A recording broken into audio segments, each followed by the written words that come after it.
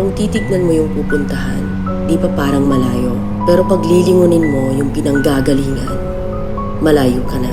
Hindi mo malalaman kung hindi ka susubok. Ang buhay ay isang malaking sugal.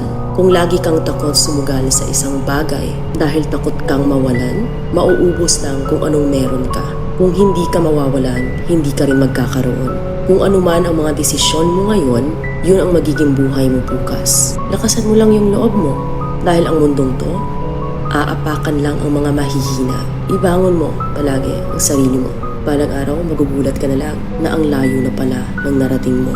Kahit mabagal ang progress, basta may usad at kumikilos ka, okay na yan. Wala tayong magagawa. Ganyan talaga ang proseso ng buhay. Lahat tayo nakakaranas ng hirap.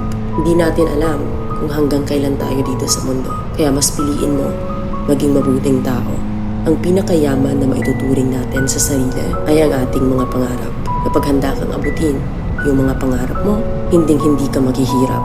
Kung lagi kang may pinagdaanan sa buhay or pagsubok, pruweba lang yan na isa kang magiting na sundalo. Sa mga pagsubok, diyan ka aangat, diyan ka babaguhin yung tatag mo kung paano ka mag-ayos ng problema.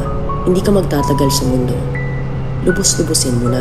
Gawin mo yung mga bagay na handang iangat ang sarili mo.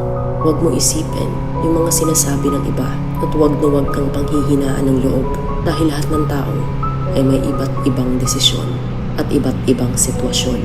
Huwag ka lang mawala ng pag-asa. Hindi mo naman kailangan madaliin lahat. May proseso ang bawat ganap mo sa buhay.